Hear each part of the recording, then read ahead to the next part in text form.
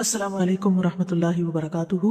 हमारी ज़िंदगी का हर दिन नहायत अहम दिन है जो हमें ज़िंदगी में एक ही बार मिलता है। जो दिन गुजर जाता है वो क़यामत तक हमें वापस नहीं मिलेगा। इसलिए हमें अपने हर दिन को सोच समझ कर गुजारना चाहिए, उससे भरपूर फ़ायदा उठाना चाहिए। हर दिन यादगार दिन हो, हर दिन ऐसा दिन हो कि जिसके बारे में जब हम क़यामत के दिन अपने अमाल नामे को देखेंगे तो उस वक्त हम खुश हो जाएं। हमारी जिंदगी एक एक दिन से मिलकर बनती है, दिनों से मिलकर हफ्ते बनते हैं, हफ्तों से मिलकर महीने और फिर साल और फिर सालों पर मुहित जिंदगी, जो कि आखिरत के मुकाबले में बहुत ही थोड़ी है, बहुत ही छोटी है। और दरअसल ये जिंदगी हमारी आखिरत की खेती है। यहाँ हम जो कुछ बोएंगे, जो कुछ उगाएंगे, वही कल को पाएंगे। इसलिए भी निहायत जरूरी है कि हम अच्छी अच्छी चीजें यहाँ, अच्छे अच्छे अमाल ऐसे करें कि कल जब हम क़यामत के दिन जाएं तो वाकई अपनी खेती को देखकर खुश हो जाएं।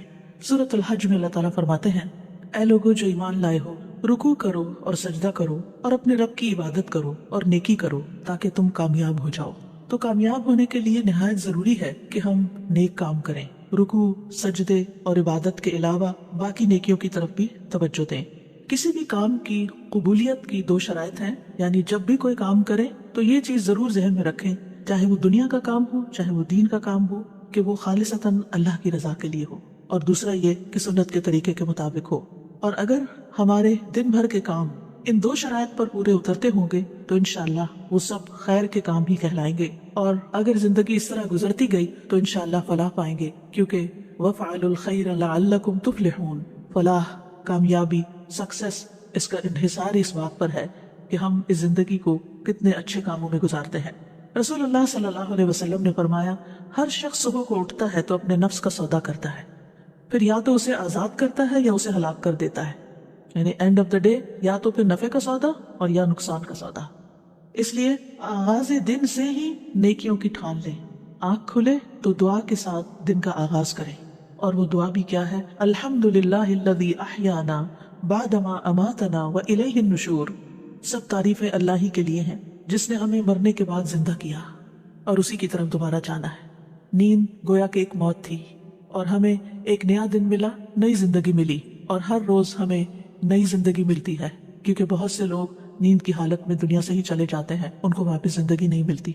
इसलिए उठते ही अल्लाह का शुक्र अदा करें, यानी अपने दिन का आगाज ग्रेटिट्यूड से करें, अल्हम्दुलिल्लाह। और जब आप ये अल्फाज अदा करें तो सिर्फ एक रूटीन में ऐसे दिल में ही नहीं कहते, बल्कि बोल के इनको अदा करें। कम से कम इतना ऊंचा जरूर बोले कि आपके अपने कान सुन लें, अपने आप को जरूर सुनवाएं, क्योंकि शुक्र सिर्फ दिल में नहीं होता।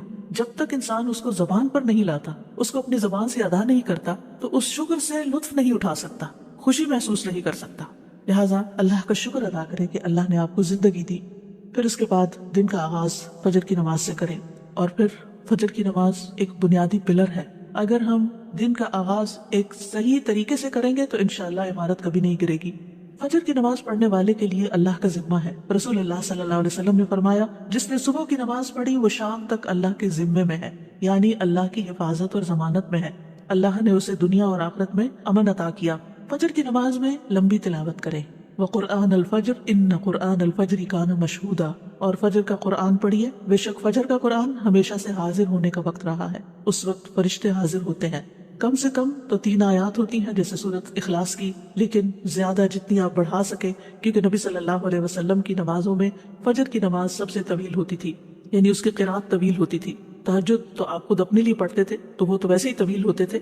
रसूलुल्लाह सल्लल्लाहु अलैहि वसल्लम ने फरमाया, क्या तुम में से कोई शख्स ये पसंद करता है कि जब वो अपने घर वापस आए तो उसमें 3 बड़ी फरबा हामिला ऊँटनियां मौजूद पाए, यानी मोटी ताजी 3 ऊँटनियां घर में खड़ी हों? हमने अर्ज की, जी हाँ। आपने फरमाया, बस 3 आयात जिन्हें तुम में से कोई शख्स अपनी नमाज में पढ़ता है, जो शख्स अपनी नमाज में पढ़ता है वो उसके लिए 3 भारी भरकम और मोटी ताजी हामिला ऊँटनियों से बेहतर है।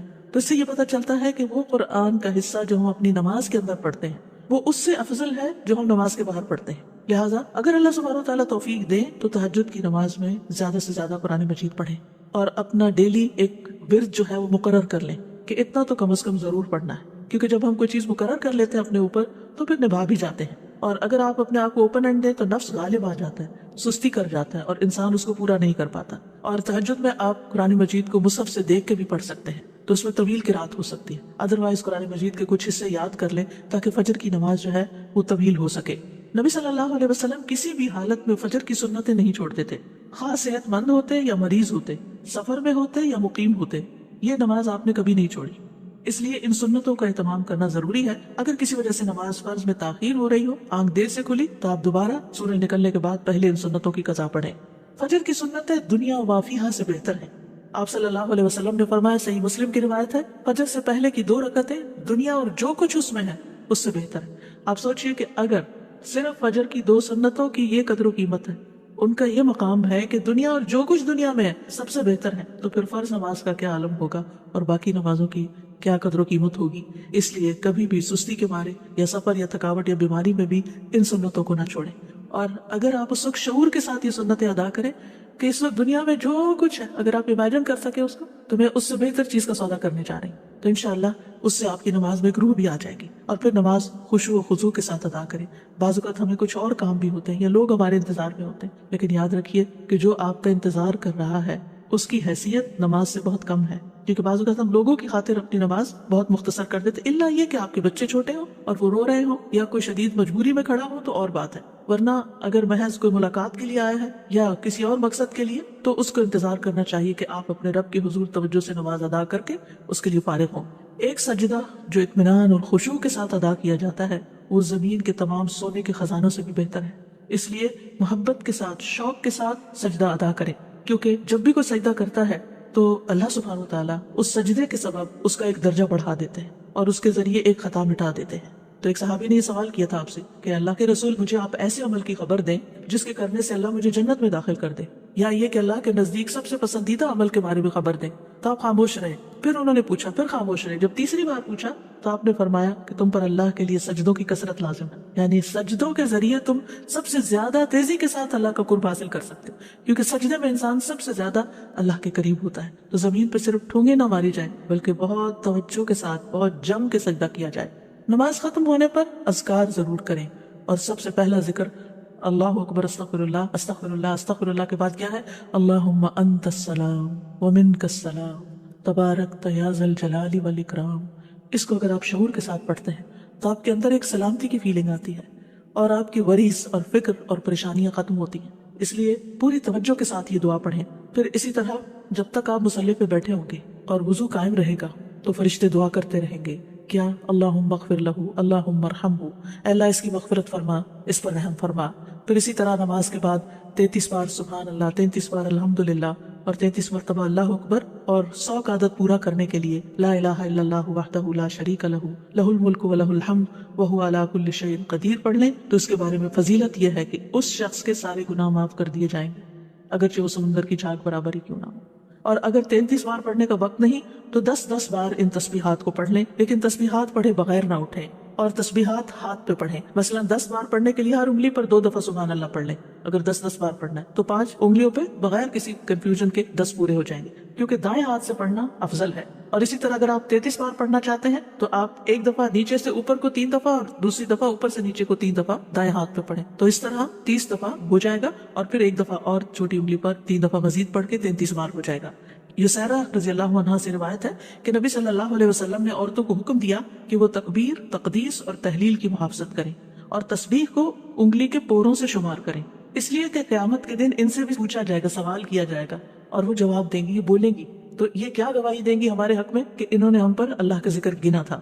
فجر کی نماز کے فوراً بعد سورج نکلنے سے پہلے صبح کے اذکار پوری توجہ کے ساتھ کریں۔ اللہ تعالیٰ فرماتے ہیں یا ایھا الذین آمنوا اذکروا اللہ ذکرا کثیرا وسبحوہ بکرۃ واصیلا، اے ایمان والو اللہ کو بکثرت یاد کیا کرو اور صبح و شام اس کی تسبیح کیا کرو۔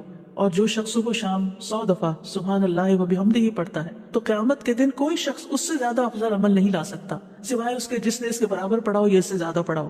اور کوشش کیجئے کہ اپنی نماز کی جگہ پر ہی بیٹھے ہوئے اذکار مکمل کر لیں، کیونکہ فجر کی نماز سے لے کر سورج طلوع ہونے تک بیٹھنے کا اجر بہت بڑا ہے۔ رسول اللہ صلی اللہ علیہ وسلم نے فرمایا، جو شخص صبح کی نماز جماعت کے ساتھ ادا کرے پھر بیٹھا اللہ کا ذکر کرتا رہے یہاں تک کہ سورج نکل آئے، پھر 2 رکعتیں پڑھے، اس کے لیے 1 حج اور 1 عمرے کا ثواب ہے۔ حضرت انس فرماتے ہیں کہ پھر رسول اللہ صلی اللہ علیہ وسلم نے فرمایا، تامتن تامتن تامتن، مکمل مکمل مکمل ثواب ہے، یعنی حج اور عمرے کا۔ اس لیے اس وقت کو ذکر اذکار میں، اللہ کی عبادت میں اور یہ بھی ہے کہ اگر آپ قرآن کی تلاوت تہجد میں نہیں کر چکے تو اس وقت میں آپ قرآن مجید کی تلاوت بھی کر سکتے ہیں، لیکن یہ اسی وقت ہو سکتا ہے جب آپ تھوڑا وقت پر اٹھیں، یہ نہیں کہ سورج نکلنے سے 15 منٹ پہلے اٹھیں تو اس وقت یہ فضیلت آپ حاصل نہیں کر سکتے، اذان کے ساتھ ہی اٹھ جائیں اور پھر اس وقت میں اپنے صبح شام کے اذکار، کیونکہ صبح شام کے جو اذکار ہیں، صبح کے اذکار خاص طور پر یہ آپ کے لیے حفاظت کا ذریعہ بھی ہے، اور یہ اسی وقت حفاظت کا ذریعہ ہے جب آپ ان کو سورج نکلنے سے پہلے پڑھتے ہیں۔ اور اس کے ساتھ ساتھ یہ بھی ہے کہ اگر آپ بیٹھ کے تھک رہے ہیں تو ساتھ ساتھ آپ سٹریچز بھی کر سکتے ہیں، اپنی گردن کو موڑ سکتے ہیں، اپنے بازوؤں کو سانس لے سکتے ہیں، بیچ میں اپنے پاؤں کی ایکسرسائز کر سکتے ہیں، لیکن یہ ہے کہ آپ اس وقت کو اللہ سبحانہ وتعالیٰ کی ذکر اور عبادت میں ہی گزاریں۔ اور قرآن مجید کی تلاوت جو ہے ایک بڑا ہی نفع مند کام ہے۔ اپنا مصحف روز کھولیں، یعنی کوئی دن ایسا نہ جائے کہ جس کے شروع میں آپ کے قرآن مجید کا کوئی حصہ نہ ہو، کیونکہ یہ بابرکت کتاب ہے اور اس کی برکت کی وجہ سے آپ کے دن کے کام بھی آسان ہو جائیں گے۔ سورۃ فاطر کی آیات میں اللہ تعالیٰ فرماتے ہیں ان الذین یتلون کتاب اللہ واقاموا الصلاۃ وانفقوا مما رزقناہم سرا وعلانیۃ یرجون تجارۃ لن تبور لیوفیہم اجورہم ویزیدہم من فضلہ انہ غفور شکور۔ بے شک جو لوگ اللہ کی کتاب کی تلاوت کرتے ہیں اور انہوں نے نماز قائم کی اور جو کچھ ہم نے انہیں دیا اس میں سے انہوں نے پوشیدہ اور ظاہر خرچ کیا، وہ ایسی تجارت کی امید رکھتے ہیں جو کبھی برباد نہ ہو، جس میں نقصان ہے ہی نہیں، تاکہ وہ انہیں ان کے اجر پورے پورے دے اور اپنے فضل سے انہیں زیادہ بھی دے، یعنی صرف اتنا نہیں ملے گا جو انہوں نے کیا، زیادہ بھی ملے گا، بلا شبہ وہ بے حد بخشنے والا نہایت قدردان ہے۔ اور پھر قرآن مجید کی تلاوت دن بھر آپ کو غموں سے آزاد رکھے گی، کیونکہ جب دل میں غم بیٹھ جاتے ہیں تو یہ اس بات کی طرف اشارہ ہوتا ہے کہ آپ کے دل کو مزید قرآن کی غذا کی ضرورت ہے، اور قرآن مجید کو ہمیشہ اپنے قریب رکھا کریں، یعنی آپ کے ہاتھ کی ریچ میں ہو، آپ کے بیڈ سائڈ ٹیبل پر ہو یا ڈرار میں ہو یا ساتھ ہی کوئی شیلف ہو اس میں ہو، یعنی سرانے کے پاس ہو، کیونکہ جب بھی آپ کو وقت ملے یا تھوڑی دیر کے لیے بھی آپ ریلیکس ہو تو آپ کچھ نہ کچھ کھول کے پھر پڑھ سکتے ہیں۔ اور اب تو الحمدللہ موبائلز کے اندر بھی قرآن مجید موجود ہے، ایون لیٹ کے بھی اگر آپ اس کو دیکھنا چاہیں تو دیکھ سکتے ہیں۔ اور یہ اس اعتبار سے بھی سراہنے کی بات میں کر رہی ہوں کیونکہ جب انسان کو دفن کر دیا جاتا ہے قبر میں تو فرشتہ اس کے سر کی طرف سے عذاب دینے کے لیے آتا ہے، تو تلاوت قرآن اس کو دور کر دیتی ہے، اور جب فرشتہ سامنے سے آتا ہے تو صدقہ اس کو دھکیل دیتا ہے، اور جب پاؤں کی طرف سے آتا ہے تو مساجد کی طرف چل کے جانا اس کو دور کر دیتا ہے۔ تو کتنا ضروری ہے کہ ہم ان نیک اعمال کو روزانہ کی بیس پہ کرتے رہیں تاکہ مرنے کے بعد جب ہم اپنی قبر میں ہوں تو پرسکون ہوں۔ اور اگر آپ کو اللہ تعالیٰ توفیق دیتا ہے، اور خصوصاً وہ خواتین جو بزرگ ہیں، جن کے بچے چھوٹے نہیں یا جو جاب نہیں کرتی، جو اپنے گھر پہ ہوتے ہیں یا ریٹائر ہو چکے ہیں، تو ان کے لیے یہ نیکیاں کمانے کا بہت ہی اچھا وقت اور موقع ہے کہ وہ سورج نکلنے تک انتظار کریں، عبادت کریں، اور پھر اس کے بعد جب اشراق کا وقت ہو تو اشراق پڑھیں۔ اور اس کے بارے میں حدیث قدسی ہے، رسول اللہ صلی اللہ علیہ وسلم نے فرمایا تمہارا رب فرماتا ہے اے ابن آدم، کیا تم اس بات سے عاجز آ گئے ہو کہ تم دن کے ابتدائی حصے میں 4 رکعتیں پڑھو؟ میں ان کے بدلے میں تمہارے دن کے آخر تک تمہیں کفایت کروں گا، یعنی تمہارے سارے کام بنا دوں گا۔ پھر اس کے بعد پہلی چیز یہ کہ ناشتہ کریں، ناشتہ کریں، اگرچہ آپ کا دل نہ بھی چاہے، لیکن کچھ دن اگر آپ زبردستی کچھ کریں گے تو پھر عادت بھی ہو جائے گی، کیونکہ روحانی ترقی ہو نہیں سکتی جب تک انسان کی صحت درست نہ ہو، جسمانی طور پر مضبوط نہ ہو۔ اگر آپ کو گھر سے فوراً نکلنا ہوتا ہے اور آپ کا زیادہ وقت عبادت میں گزر گیا ہے تو آپ اپنے ساتھ کھجور بھی رکھ سکتے ہیں، یعنی اگر آپ کو شدید مصروفیت ہے اور وقت کم ہے تو کھجور کا ناشتہ کر سکتے ہیں۔ نبی صلی اللہ علیہ وسلم کی سنت بھی ہے، آپ نے فرمایا بالائی علاقے کی اجوا کھجور کا نہار منہ استعمال کرنا ہر قسم کے جادو اور زہر سے شفا ہے۔ پھر دودھ بہترین غذا ہے، اور ان چیزوں کو بھی عبادت سمجھ کے کریں۔ رسول اللہ صلی اللہ علیہ وسلم کے پاس دودھ لایا گیا تو آپ نے اسے پیا، پھر رسول اللہ صلی اللہ علیہ وسلم نے فرمایا بے شک دودھ کے علاوہ کوئی چیز ایسی نہیں جو کھانے اور پینے دونوں سے کفایت کرے، یعنی اگر آپ کچھ کھا نہیں بھی سکے اور 1 کپ دودھ پی لیتے ہیں تو آپ کا کھانا اور پینا دونوں ہو گئے۔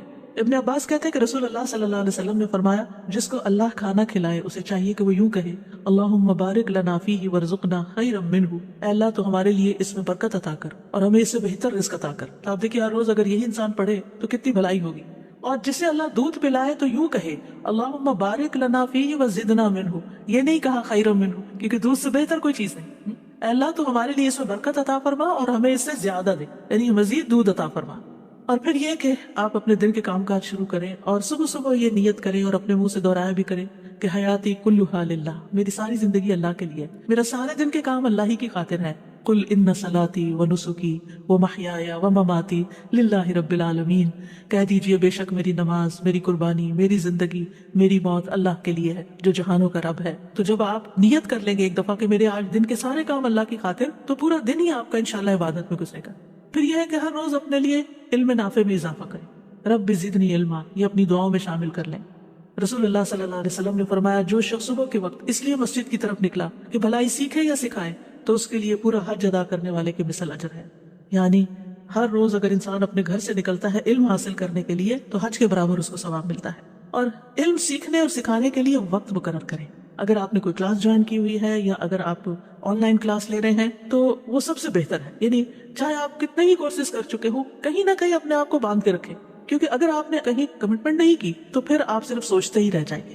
لیکن جب آپ اپنے آپ کو کسی خاص وقت کا پابند کرتے ہیں، کسی خاص کورس کا پابند کرتے ہیں، تو اس سے فائدہ یہ ہوتا ہے کہ پھر آپ پابندی کے ساتھ، روٹین کے ساتھ وہ کام کرتے چلے جاتے ہیں.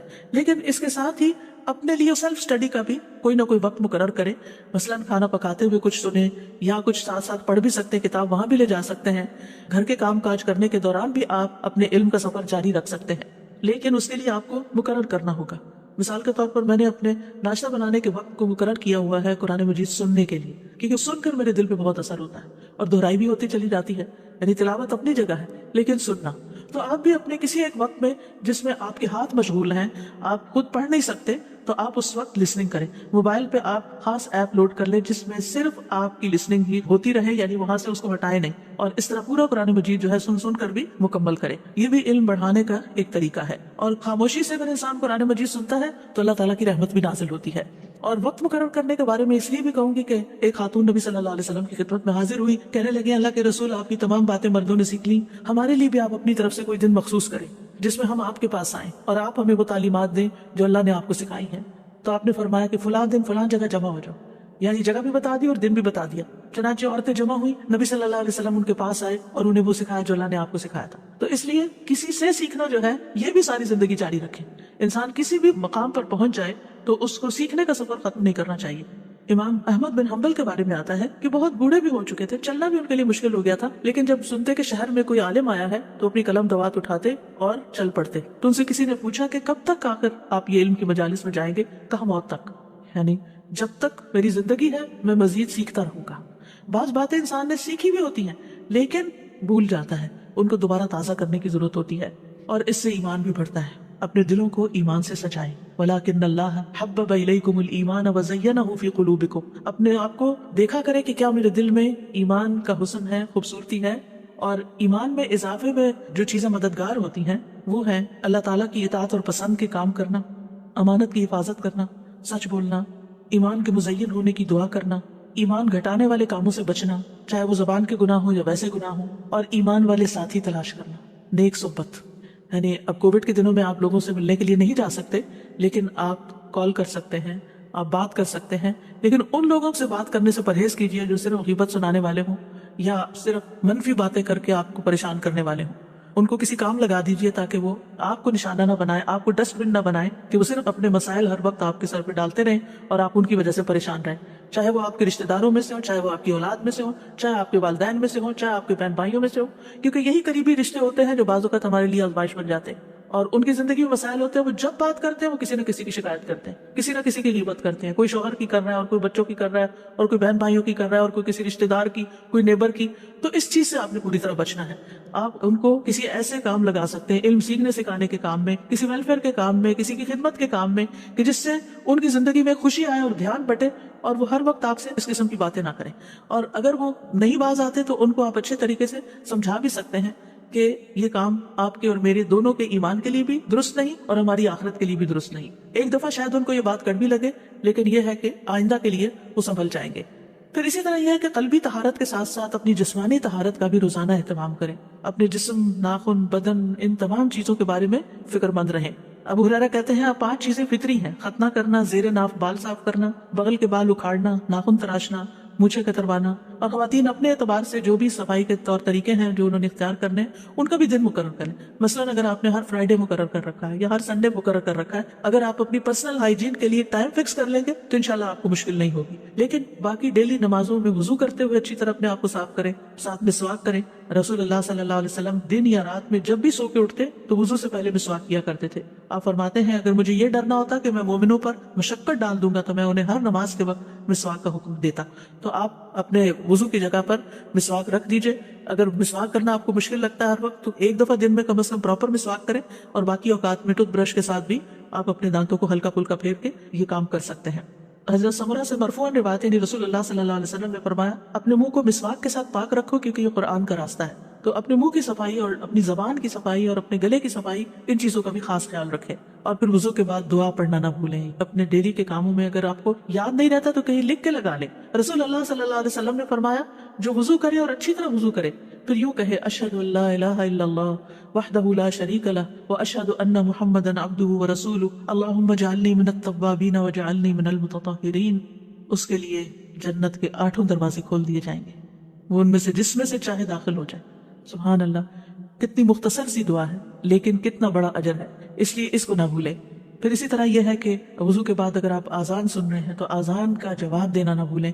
رسول اللہ صلی اللہ علیہ وسلم نے فرمایا جو شخص آذان سن کر یہ کہے یعنی اللہم رب هذه الدعوة التامة والصلاة القائمة آت محمدا الوسیلة والفضیلہ وابعثه مقاما محمودا الذی وعدته، تو قیامت کے دن نبی صلی اللہ علیہ وسلم کی اس کے لیے شفاعت جائز ہو جائے گی، لازم ہو جائے گی. حلت له شفاعتی یوم القیامہ، یعنی جو آذان کے بعد کی دعا پڑھے گا نبی صلی اللہ علیہ وسلم کی شفاعت پائے گا. اور اسی طرح وہ دعا کی قبولیت کا وقت ہوتا ہے، اس وقت کے لیے دعا سوچ رکھے کہ میں نے کیا دعا مانگی. ایک نماز سے دوسری نماز کے بیچ میں جو چیز آپ کو بودر کرے، پریشان کرے، نیکسٹ آذان سے پہلے سوچ رکھے کہ میں نے آذان کے بعد بھی یہ دعا خاص مانگی، لیکن اس کے بیچ میں بھی آپ مانگ سکتے ہیں، کوئی منع نہیں ہے. پھر اسی طرح یہ ہے کہ اپنی جسمانی صحت کا خیال رکھنے کے لیے صرف کھانا پینا ہی کافی نہیں ہے بلکہ ورزش بھی ضروری ہے. رسول اللہ صلی اللہ علیہ وسلم نے فرمایا طاقتور مومن اللہ کے نزدیک کمزور مومن سے بہتر اور پسندیدہ ہے. ہر بھلائی میں ایسی چیز کی حرص کرو جو تمہارے لیے نفع مند ہو اور اللہ سے مدد طلب کرتے رہو اور عاجز مت بنو. لہٰذا اسٹرانگ بننے کے لیے، طاقتور بننے کے لیے روزانہ کی ورزش، ایکسرسائز، یہ سب کچھ بہت ضروری ہے. آپ بریدنگ ایکسرسائز کریں، آپ اسٹریچز کریں، آپ واک کریں اور اس میں 7 اذکار شامل کر لیں. یعنی اس ٹائم پر انسان اپنے اذکار مقرر کر لیں، جیسے تسبیحات ہیں، درود شریف ہے، استغفار ہے. واک کرتے وقت یہ سب پڑھنا بہت آسان بھی ہوتا ہے اور واک بھی بورنگ نہیں ہوتی، وہ آسان ہو جاتی ہے. اور پھر اگر ایک وقت میں آپ کو زیادہ ٹائم نہیں ملتا واک کرنے کا، 2 منٹ کر لیجئے، 5 منٹ کر لیجئے، ایک تسبیح کی دیر میں کر لیجئے. دن میں کئی دفعہ 5-5 منٹ بھی اگر آپ کریں گے تو انشاءاللہ اس سے آپ کا جسم مضبوط رہے گا. اور پھر یہ کہ جسمانی مضبوطی کے ساتھ ساتھ اپنی جذباتی صحت کا بھی ضرور خیال رکھیں. اور جذباتی صحت کے لیے ضروری ہے کہ اللہ پر توکل ہو، اللہ سے محبت ہو، اللہ سبحانہ وتعالیٰ کے ساتھ ایک تعلق ہو، دل ہی دل میں اللہ کو پکارے، اس کو یاد کریں اور اس سے محبت پر خوش ہو جائیں. یعنی محبت جو ہے وہ انسان کو خوشی بخشتی ہے. تو جس شخص کی زندگی میں رب کی محبت آ جائے اس سے زیادہ خوش قسمت کوئی نہیں. اور اسی کو اپنا وکیل سمجھیں، اسی پر بھروسہ کریں، اسی سے دعائیں مانگیں، اسی سے لو لگائیں، اسی سے اپنے سارے شکوے شکایتیں کریں، اسی کو اپنے ساری مشکلات بتائیں اور اسی سے حل مانگیں. رب المشرق والمغرب لا الہ الا ہو فاتخذہ وکیلا، یہ سورۃ المزمل کی آیت ہے. شروع میں نبی صلی اللہ علیہ وسلم نے جب تبلیغ کا کام شروع کیا تو کیسے مشکلات پیش آئیں، لیکن آپ کو کیا بتایا گیا کہ اللہ رب العزت ہی کو اپنا وکیل بنائیں، اسی کو کارساز سمجھیں. اور اگر کہیں خوف خطرہ محسوس ہو تو اپنے آپ کو اپنے رب کی پناہ میں دیں. سورۃ غافر میں آتا ہے وقال موسیٰ انی عذت بربی وربکم من کل متکبر لا یؤمن بیوم الحساب. موسیٰ علیہ السلام کو جب فرعونیوں کا خوف ہوا تو انہوں نے کہا بے شک میں نے اپنے رب اور تمہارے رب کی پناہ لے لی، ہر اس متکبر سے جو یوم حساب پر ایمان نہیں رکھتا. تو آپ کو کسی انسان کی طرف سے کوئی خوف محسوس ہو، کہیں پریشانی محسوس ہو تو فوراً اس آیت کو پڑھ کر بلند آواز میں اپنے آپ کو تسلی دیں. حقیقت یہ ہے کہ قرآن مجید کے ساتھ اگر آپ کا تعلق مضبوط ہو تو آپ کو روزانہ کے مسائل کا حل اس میں ملتا ہی چلا جائے گا. اور حالات جس طرح کے بھی ہوں اللہ کی رحمت سے پر امید رہیں. اور اللہ کی رحمت کس کے قریب ہوگی؟ محسنین کے. ان رحمت اللہ قریب من المحسنین. چاہے آپ طوفانوں کی زد میں ہو پھر بھی اللہ کی طرف رجوع کریں.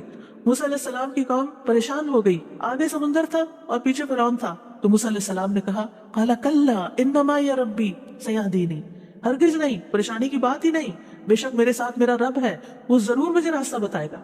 اسی طرح کام کاج کے دوران غور و فکر جاری رکھیں، ذکر جاری رکھیں، اللہ سے دل دل میں باتیں کرتے رہیں، دعائیں کرتے رہیں.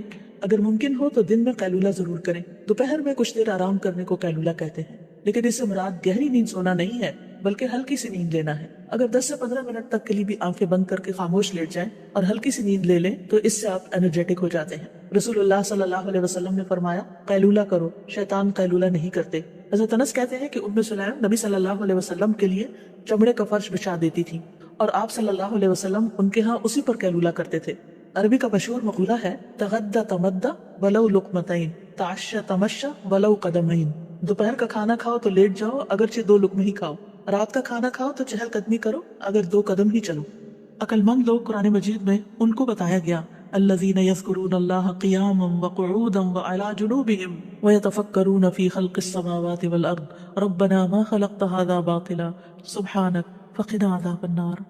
کون ہے عقل مند لوگ؟ وہ جو کھڑے بیٹھے اور لیٹے اللہ کو یاد کرتے رہتے ہیں اور آسمانوں اور زمین کی پیدائش میں غور و فکر کرتے ہیں اور کہتے ہیں ہمارے رب تو نے یہ سب کچھ بے مقصد پیدا نہیں کیا، تو پاک ہے، ہمیں آگ کے عذاب سے بچا۔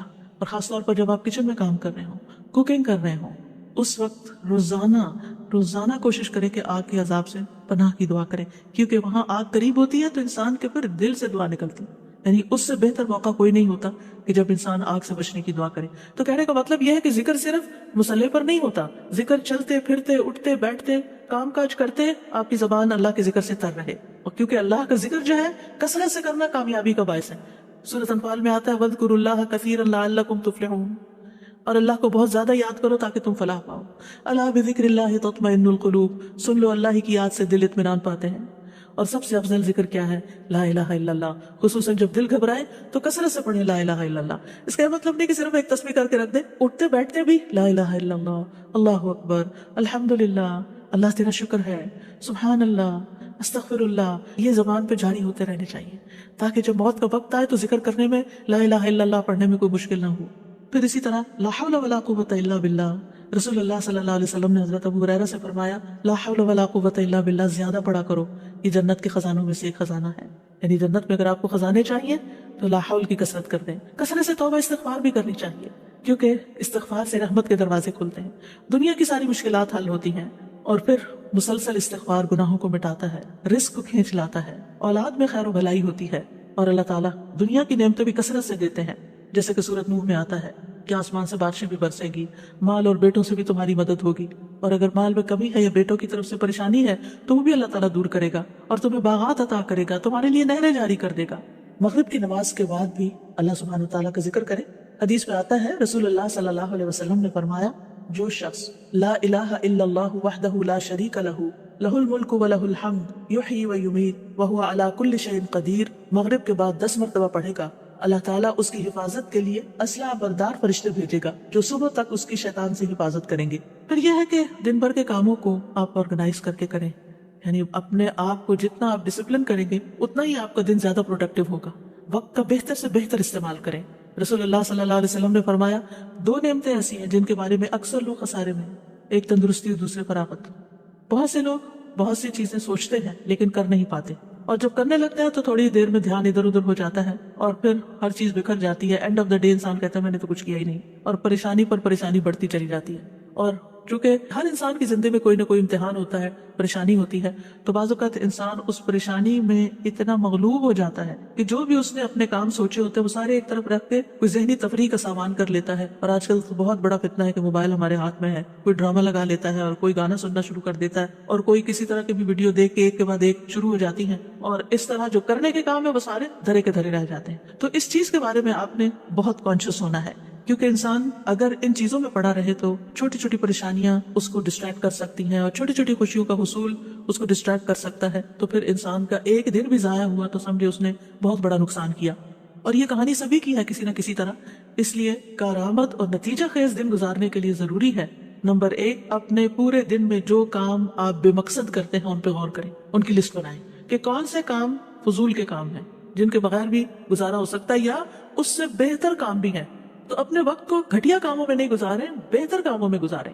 دوسرا یہ کہ اپنے سارے دن کے کاموں کے نتائج بھی دیکھیں کہ اس کا رزلٹ کیا ہے، آؤٹ کم کیا ہے، میں نے جو اس چیز پہ اتنا وقت لگا دیا تو میں نے کیا کمایا، کیا حاصل کیا۔ بعض اوقات ہم ایسی کوئی لمب سی چیز دیکھنا شروع کر دیتے ہیں اور کہتے ہیں اس میں بھی لرننگ ہے، اینڈ میں پوچھے کیا لرن کیا، کیا سیکھا، کیونکہ بہت وقت صرف ایک نفس کی خواہش ہوتی ہے جس کے پیچھے انسان چل رہا ہوتا ہے۔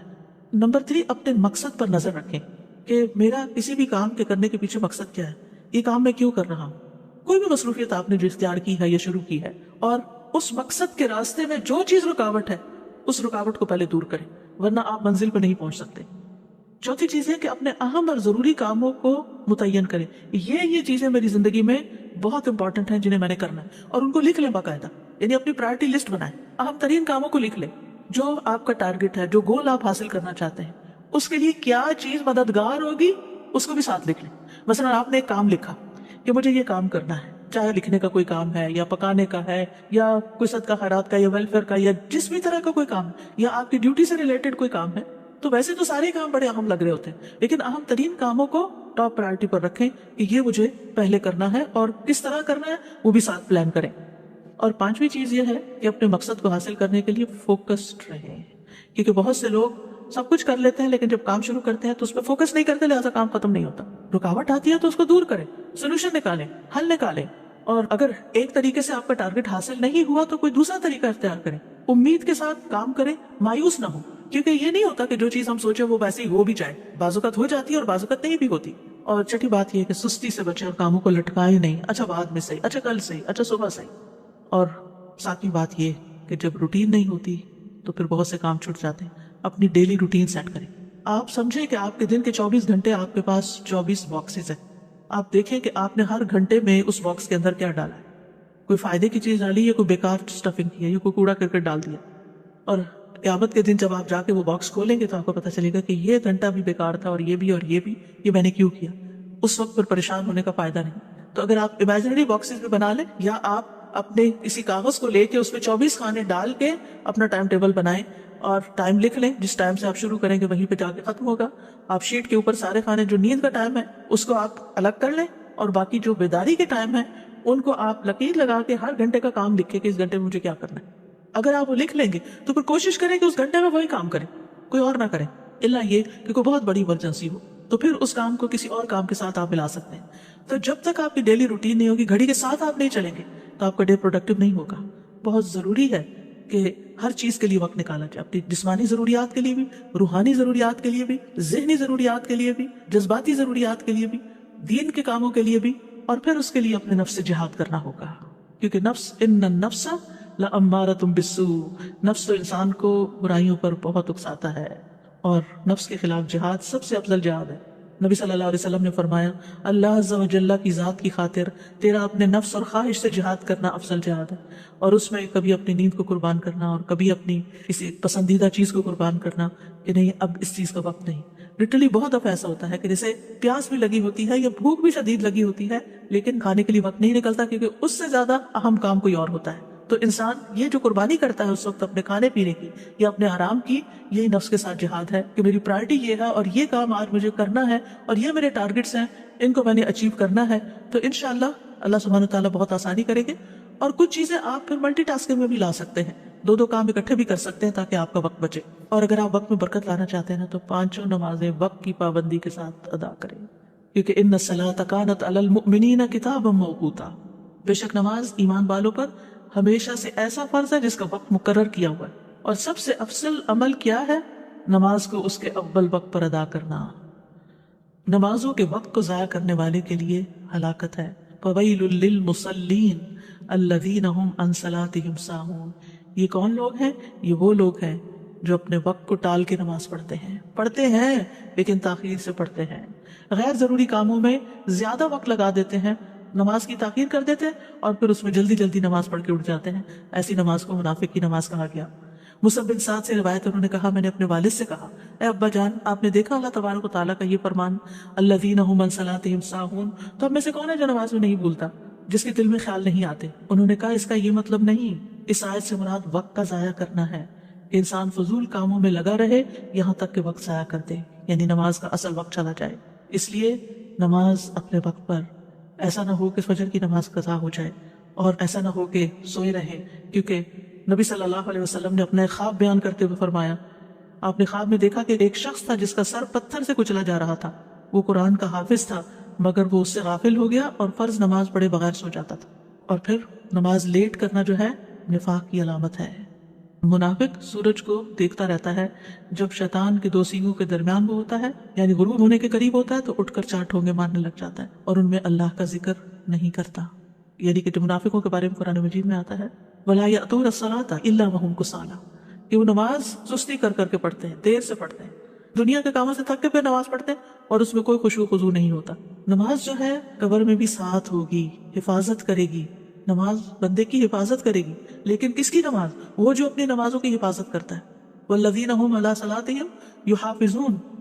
बंदे को जब कब्र में रखा जाता है اور لوگ قبر میں دفنا کے جاتے ہیں تو جانے والوں کی زمین پہ جو جوتوں کی آواز آتی ہے وہ بھی سنتا ہے. اگر وہ مومن ہوتا ہے تو نماز اس کے سر کی طرف آ جاتی ہے, روزہ دائیں طرف, زکوٰۃ بائیں طرف, دیگر نیک کام اس کے پاؤں کی طرف آ جاتے ہیں.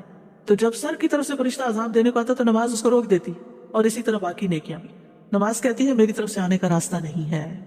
اس لیے کتنا ضروری ہے کہ ہم اس نماز کی حفاظت کریں, اور مرد خاص طور پر باجماعت نماز کی حفاظت کریں. اگر گھر میں 2 مرد بھی ہیں اور مسجد بہت دور ہے کہ ہر وقت نہیں جا سکتے تو اکیلے نماز پڑھنے کی بجائے جماعت سے پڑھیں. اور اگر گھر کی خواتین بھی ساتھ شامل ہونا چاہیں تو موسٹ ویلکم. اور اگر مسجد بھیج سکتے ہیں اور بچے چھوٹے ہیں, یعنی آپ خود تو نہیں جا سکتی لیکن ان کو مسجد لے جا بھی سکتی ہیں اگر آپ کے ہسبینڈ مصروف ہیں یا وہ اویلیبل نہیں ہے, تاکہ بچے مسجد کی عادت ڈالیں. اور پھر نماز کے وقت سے ذرا پہلے جائیں تاکہ نماز کی سنتیں ادا ہوں. جو شخص دن میں 12 رکعتیں ادا کرے اس کے لیے جنت میں گھر بنا دیا جاتا ہے. 2 فجر سے پہلے, 4 ظہر سے پہلے, 2 ظہر کے بعد, 2 مغرب کے بعد اور 2 عشاء کے بعد. یہ 12 رکعتیں بنتی ہیں. اور آپ دیکھیے کہ اگر ہر روز آپ کے لیے جنت میں ایک محل تیار ہو رہا ہے, ایک محل تیار ہو رہا ہے, ایک محل تیار ہو رہا ہے, سوچئے آپ نے وہاں ہمیشہ رہنا ہے. ہمیشہ ہمیشہ, موت نہیں. سوچئے کبھی دل پھٹنے کا ہوتا ہے جب انسان یہ سوچتا ہے. اور ہر روز ایک نئے محل میں, ہر روز ایک نئے محل میں, کیونکہ اس نے دنیا میں اتنے محلات اور سنتیں پڑھ کے بنا لی ہے کہ ہر روز اس کے لیے ایک نئی نعمت ہے. یہ وہ چیزیں جن کی دنیا میں لوگ تمنا کرتے ہیں, لیکن دنیا میں یہ سب کچھ نہیں مل سکتا. دن کی 12 رکعتیں ادا کرنے میں زیادہ سے زیادہ کتنا ٹائم لگ جائے گا؟ آدھا گھنٹہ. 2 رکعتیں پڑھنے میں 4 منٹ لگتے ہیں, اور 12 کے 24 منٹ, 6 منٹ اوپر لگا لیں, آدھے گھنٹے کی بات ہے. لیکن کتنا بڑا سودا ہے آپ کا اور کتنا بڑا نفع. صرف 1 سال کے دوران جو سنت موقعہ پڑھتا ہے اور نہیں پڑھتا, اس کے درمیان 4320 رکعات کا فرق ہو جاتا ہے. 1 رکعت وتر پڑھنے اور نہ پڑھنے والے کے درمیان 365 رکعت کا فرق ہو جاتا ہے. چاشت کی 2 رکعتیں پڑھنے اور نہ پڑھنے والے کے درمیان 703 رکعتوں کا فرق ہو جاتا ہے. اور جو سنتوں کی پابندی کرتا ہے اور جو نہیں کرتا ان کے درمیان 5415 رکعتوں کا فرق ہو جاتا ہے. اور ہر رکعت میں 2 سجدے ہوتے ہیں. تو صرف 1 سال میں کتنے درجے کھو دیے انسان نے, صرف 1 سال میں. تو اگر 40 سال زندگی میں اس نے ہر روز اتنے سجدے ادا کیے تو قیامت کے دن کتنا اونچا مقام ہوگا. تو اس لیے اس کو نہ کھوئیں. شروع میں مشکل ہوگی, نفس میں بھاری ہوگا, عادت نہیں نا تو مشکل پڑے گی. لیکن اگر آپ اللہ سے اچھی طرح دعا کریں اور بار بار کریں, ایک دفعہ نہیں, ایک دفعہ شروع کر لیں, کچھ ہی دنوں میں آپ کا دل ہی نہیں لگے گا اگر آپ نے سنت نہیں پڑھی ہوگی. اور پھر یہ کہ ہر چیز میں اللہ سبحانہ وتعالیٰ کی طرف رجوع کریں. کوئی بھی پریشانی ہو, کوئی بھی ضرورت ہو, فوراً اس کی طرف توجہ.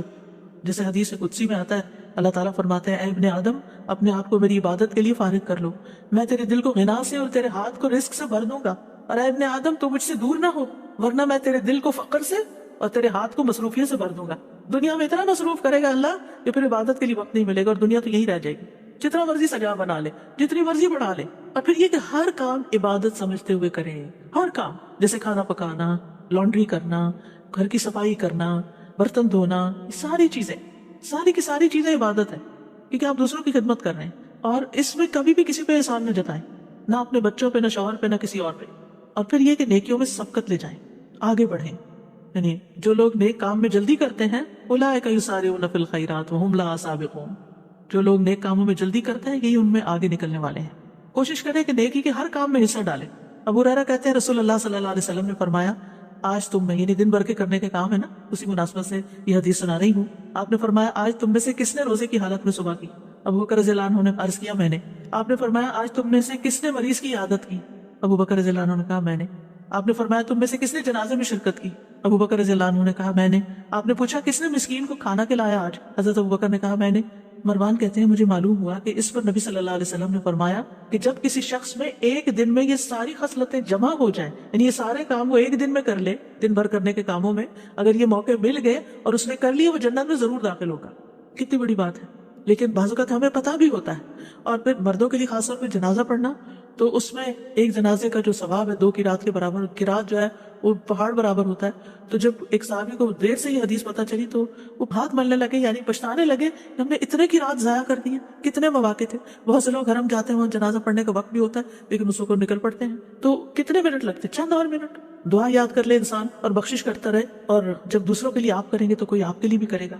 پھر یہ کہ نیکیوں کے کام کرنے کے ساتھ ساتھ گناہوں سے ضرور بچیں, یعنی نافرمانی کے کاموں سے بچیں, یہ بھی کرنے کا کام ہے. جہنم کو سامنے رکھے نا انسان تو گناہوں سے بچ سکتا ہے.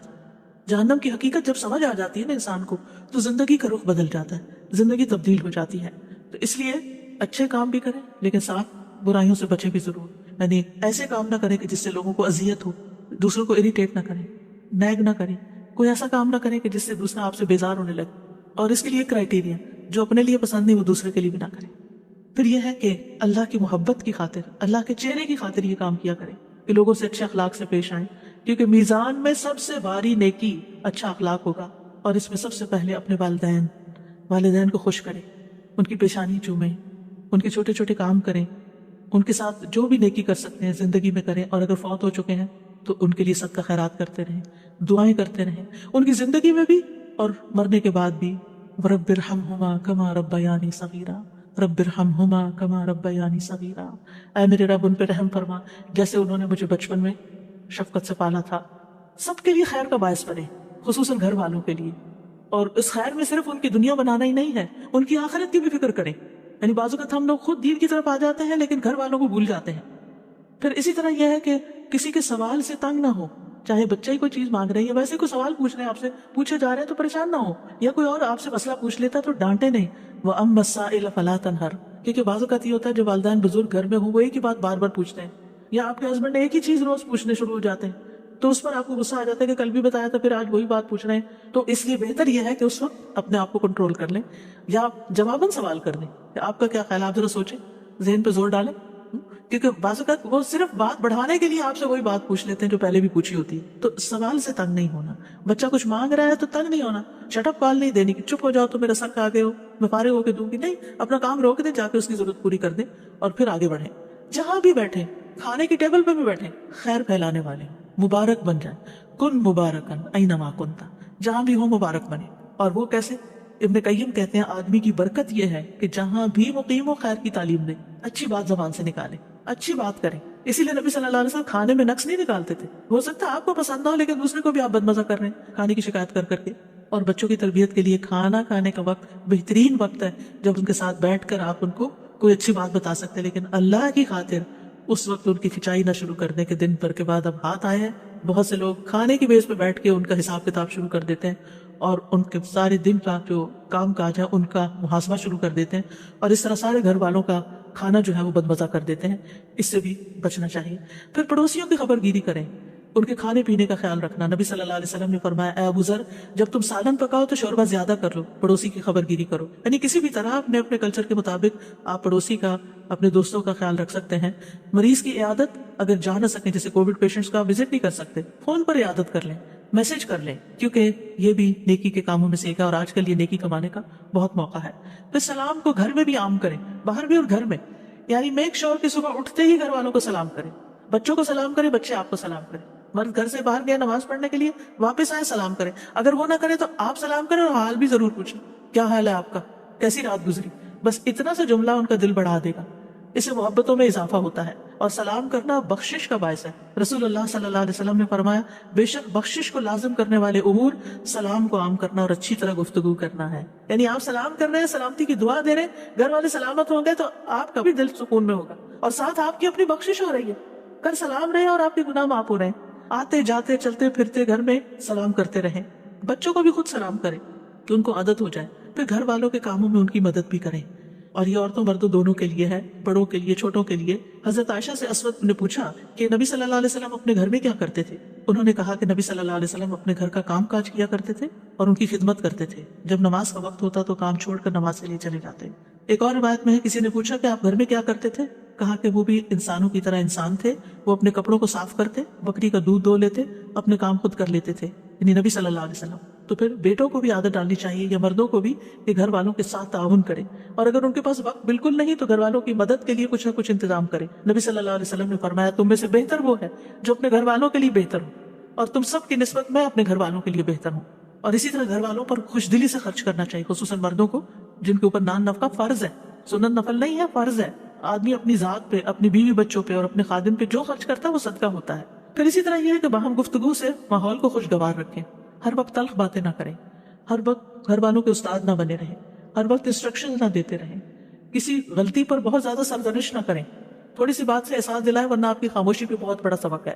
بات کرتے ہوئے یاد رکھیں کہ آپ کی ہر بات لکھی جا رہی ہے، فرشتے لکھ رہے ہیں، کرام کاتبین لکھ رہے ہیں، اور اگر آپ اپنی زبان کی حفاظت کریں گے تو نبی صلی اللہ علیہ وسلم نے اس کو خوشخبری دی ہے، فرمایا خوشخبری ہے اس کے لیے جس نے اپنی زبان پہ قابو پا لیا، قیل و قال چھوڑ دے، یعنی اس نے کہا اس کی بات آج کل چونکہ کووڈ پھیلا ہوا ہے تو گھر میں بعض اوقات کوئی ویکسین کے خلاف بات شروع کر دیتا ہے، کوئی کسی بیماری کے بارے میں، تو اس پر اچھے سے توجہ دلانی چاہیے کہ یہ لوگوں کی باتیں ہیں، اس پر صحیح علم حاصل کرنے کی ضرورت ہے. اور پھر لایانی گفتگو سے بچیں. اچھا اور سنائے کیا حال ہے، پھر تھوڑی دیر کے بعد اچھا اور سنائے کیا حال ہے، یہ جملہ بول بول کے لوگوں سے بیکار کی باتیں نہ کروائیں. رسول اللہ صلی اللہ علیہ وسلم نے فرمایا انسان کے اسلام کی خوبی یہ ہے کہ وہ بے فائدہ چیزوں کو چھوڑ دے، اور بعض اوقات وہ بے فائدہ چیزیں اذیت والی بھی بن جاتی ہیں دوسرے کے لیے. بعض اوقات ہم دوسرے کی بات کاٹ دیتے ہیں تو اس سے دوسروں کو تکلیف پہنچتی ہے. پھر یہ کہ ان چھوٹے چھوٹے گناہوں کے ازالے کے لیے کثرت سے صدقہ کریں. قرآن مجید میں آتا ہے کہ مرنے کے بعد میت کیا چاہے گی؟ رب لولا اخرتنی الی اجل قریب فاصدق، اے میرے رب تو نے مجھے قریبی مہلت کیوں نہ دی کہ میں صدقہ کرتا. اہل علم کہتے ہیں میت صدقے کا اس لیے کہتی ہے کیونکہ موت کے بعد وہ صدقہ کا بہت بڑا فائدہ دیکھتی ہے کہ صدقہ کرتا تو میرے لیے آج کتنی خوشیاں ہوتی ہیں. لہٰذا کثرت سے صدقہ کریں. اور خواتین کو تو خصوصاً نبی صلی اللہ علیہ وسلم نے صدقے کی تلقین کی، اور اس کے لیے کوئی ضروری نہیں ہوتا کہ آپ ہر روز کو بال کا بہت بڑا پورشن صدقہ کریں. تھوڑا تھوڑا بھی کرنا، پھر کبھی کوئی کھانے کی چیز کرنا، کبھی اگر کوئی لینے والا نہیں بھی ہے تو آپ کوائن باکس رکھیں گھر میں، ایسی جگہ پر اپنے روز کا صدقہ ڈالتے رہیں، اور پھر اکٹھا بھی آپ مسجد جائیں یا کہیں جائیں تو وہاں جمع کرا سکتے ہیں. پھر خاص طور پر فقراء اور مساکین جو آپ کے اپنے خاندان میں ہیں یا آپ کے جان پہچان کے لوگوں میں ہیں، ان کے بارے میں فکر مند ہو اور اکٹھا کر کے ان کو بھی آپ بھیج سکتے ہیں. رسول اللہ صلی اللہ علیہ وسلم نے فرمایا مسلمان کا وہ مال کتنا عمدہ ہے جس میں سے کسی مسکین، یتیم اور مسافر کو دیا جائے. اور اسی طرح زائد ضرورت چیزیں جو ہیں گھر میں ان کو بھی نکالتے رہیں، ضرورت مندوں تک پہنچاتے رہیں، اور اس طرح دوسروں کے دل خوش کرتے رہیں. نبی صلی اللہ علیہ وسلم نے فرمایا مومن کو خوش کرنا، اس کا قرض ادا کرنا، اس کی ضرورت پوری کرنا، اس سے کسی مصیبت کو دور کرنا افضل اعمال میں سے ہے. یعنی کسی کا دل آپ خوش کر دیں گے تو آپ نے بہترین کام کیا. پھر اسی طرح بات بات پہ غصے سے بچیں، ناراض ہونے سے بچیں، ایٹیٹیوڈ دکھانے سے بچیں، قطع رحمی سے بچیں. چھوٹی چھوٹی باتوں پر بہت بڑا ریئیکشن ظاہر نہ کریں، دوسروں کو معاف کرنے والے بنیں. فاصفح الصفح الجمیل، صبر جمیل کے ساتھ ہی الصفح الجمیل آتا ہے. قرآن مجید میں آتا ہے ایمان والو تمہاری بیویوں اور بچوں میں سے، ازواج کا لفظ آتا ہے بیوی شوہر دونوں کے لیے ہو سکتا ہے، بعض تمہارے دشمن ہیں سو ان سے ہوشیار رہو، اور اگر تم معاف کر دو اور درگزر کرو تو بے شک اللہ بھی بے حد بخشنے والا نہایت رحم والا ہے. لہٰذا بہت ضروری ہے کہ ہم گھر والوں کی غلطیاں معاف کر کے دل صاف کرتے رہیں. فرمایا تمہارے مال اور تمہاری اولاد تو محض ایک آزمائش ہے، اور جو اللہ کے پاس ہے واللہ عندہ اجر عظیم، اور اللہ کے پاس بہت بڑا اجر ہے. کسی پر ظلم کرنے سے بچیں، مظلوم کی آہ سے بچیں. مظلوم کی بد دعا عرش تک جاتی ہے، چاہے وہ آپ کا بچہ ہی کیوں نہ ہو. دل کی سختی سے بچیں، کیونکہ محروم ہے وہ شخص جس کی نماز میں خشوع نہیں اور وہ روتا نہیں. کوشش کریں دن کی کسی نہ کسی نماز میں آپ کو رونا ضرور آئے. پھر اسی طرح برے خیالات اور بدگمانیوں سے بچیں. خود بھی سکون میں رہیں گے، دوسروں کے لیے بھی سکون کا باعث ہوں گے. بدگمانیوں کو دل میں جڑ نہ پکڑنے دیں. اسی طرح آپ غیبت سے بچ سکیں گے اور بہتان تراشی سے بچ سکیں گے. مشکل آ جائے تو صبر اور نماز سے مدد مانگیں. انبیاء کا طریقہ یہ تھا کہ جب کوئی پریشانی آتی فوراً نماز کی طرف لپکتے تھے. پریشانی اور غم میں لا الہ الا اللہ پڑھے، یہ عرش تک جانے والا کلمہ ہے. دعاؤں کو لازم کر لیں، اٹھتے بیٹھتے دل میں چھوٹی سی کوئی مشکل آ گئی نا فوراً دیر اینڈ دین دعا کریں، اور تنگی کے بعد آسانی کا انتظار کریں. ان مع العسر یسرا فان مع العسر یسرا، کیونکہ مدد جو ہے صبر کے ساتھ آتی ہے، تنگی کے ساتھ ہی کشادگی ہے، اور سختی کے ساتھ آسانی بھی ہے. اور پھر اس طرح دن میں ان چیزوں پر عمل کرتے ہوئے جب رات ہو تو آپ کا آخری کام اللہ کا ذکر ہو. سوتے وقت کے مسنون اذکار ان کو پڑھنا نہ بھولیں. سورۃ ملک پڑھیں. سورۃ ملک عذاب قبر سے بچانے والی ہے. ہمیں نہیں پتا ہماری یہ رات آخری رات ہو، اور پھر انسان اپنے آپ کو اللہ کی حفاظت میں دے کر سوئے. اگر باوضو سو سکیں تو بہت اچھا ہے، کیونکہ جب بھی آپ کی آنکھ کھلے گی اور آپ سائڈ بھی بدلیں گے تو فرشتہ آپ کے لیے دعا کرتا رہے گا، جو اس کام پر مقرر ہو جائے گا آپ کے لیے کہ آپ کے لیے بخشش کی دعا کریں. تو ایک مومن کا دن پروڈکٹیو دن ہوتا ہے. میں نے باقی روزمرہ کی روٹین سے متعلق باتیں اس لیے نہیں کی کہ ہر ایک کے اپنی دنیا کے کام جو ہیں الگ الگ ہیں، لیکن جب آپ اپنے کاموں کا اور عبادات کا وقت مقرر کریں گے اور نیکی کے یہ کام کریں گے تو انشاءاللہ خیر ہی خیر ہوگی. ورنہ وقت کا ضائع ہونا جو ہے وہ انسان کے لیے خسارے کا باعث ہے. جیسے کہ سورۃ العصر میں اللہ سبحانہ وتعالیٰ فرماتے ہیں والعصر، زمانے کی قسم، ان الانسان لفی خسر، یقیناً انسان خسارے میں ہے، الا الذین آمنوا وعملوا الصالحات، سوائے ان لوگوں کے جو ایمان لائے اور انہوں نے نیک اعمال کیے، وتواصوا بالحق وتواصوا بالصبر، اور ایک دوسرے کو حق کی وصیت کی اور ایک دوسرے کو صبر کی وصیت کی. لہٰذا جو خیر کی بات آپ خود سنیں وہ آپ دوسروں کو بھی بتائیں، کیونکہ نقصان سے بچنے کے لیے ایمان اور عمل صالح کے ساتھ ساتھ حق اور خیر کی تعلیم دینا، لوگوں تک لے جانا، امر بالمعروف کرنا، نہی عن المنکر کرنا نہایت ضروری ہے. لہٰذا جو باتیں آج آپ نے سیکھی سنی ان کو عمل میں لائیں اور انہیں دوسروں کے ساتھ شیئر کریں، اور اگر ان پر عمل کرتے ہوئے کوئی مشکل آئے تو صبر کریں، وتواصوا بالصبر، اور ایک دوسرے کو صبر کی تلقین کرتے رہیں، ایک دوسرے کا حوصلہ بڑھاتے رہیں۔ اللہ سبحانہ تعالیٰ ہم سب کو توفیق دے، جو ہم نے سنا ہے، پڑھا ہے، سیکھا ہے، اللہ تعالیٰ ہمارے عمل میں لے آئے اور ہمارے اس اجر کو قیامت کے دن کے لیے محفوظ کر لے۔ وآخر دعوانا ان الحمد للہ رب العالمین، سبحانک اللہم وبحمدک، اشہد ان لا الہ الا انت، استغفرک واتوب الیک۔ السلام علیکم ورحمۃ اللہ وبرکاتہ۔